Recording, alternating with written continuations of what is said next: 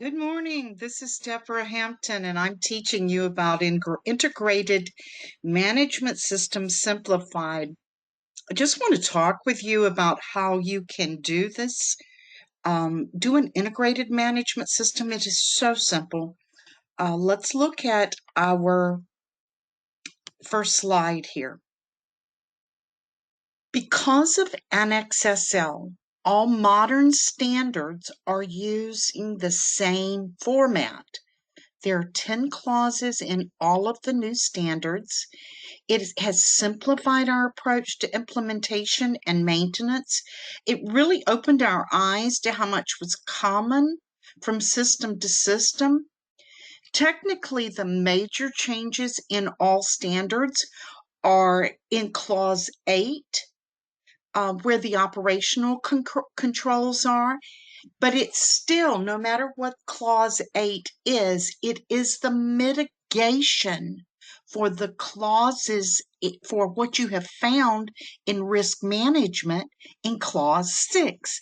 So Clause 8 is always a result of Clause 6, the operational controls you need to mitigate risk.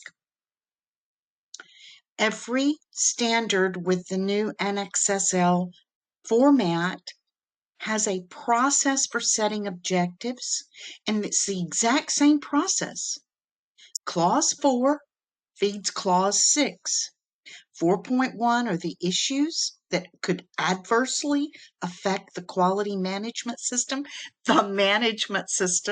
whichever one it is, who your interested parties are, what their needs are, what the scope of your organization is, and the processes you're going to need to manage your system. All of these feed into the risk to the organization, to their processes, the compliance requirements, helping you to set objectives. Notice these objectives come out of the risk. Objectives should come out of risk. And then 6.2.2 in every standard is expecting us to plan to meet the objectives. So every standard now for Clause 4 should be feeding Clause 6.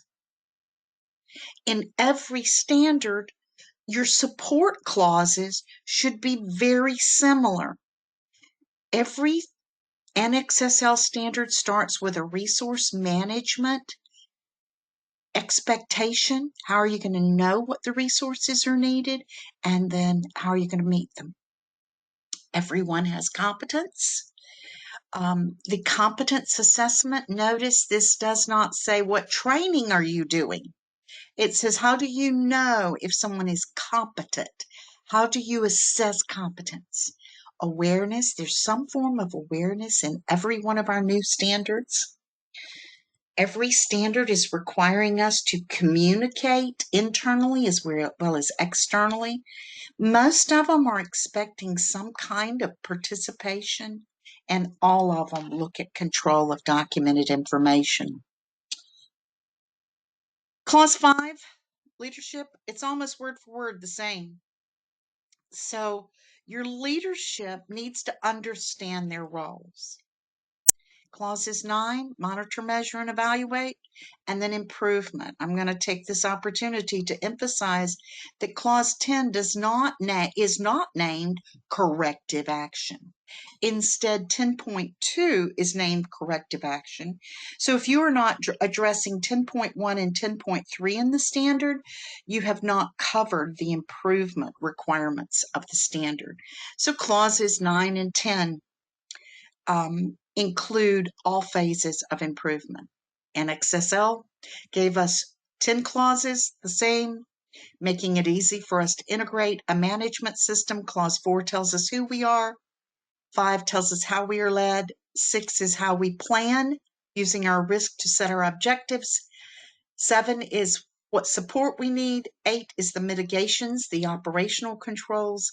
9, we measure, and 10, we track improvement. Thank you so much for giving me a few minutes to talk to you about how making an integrated ISO management system can be simplified.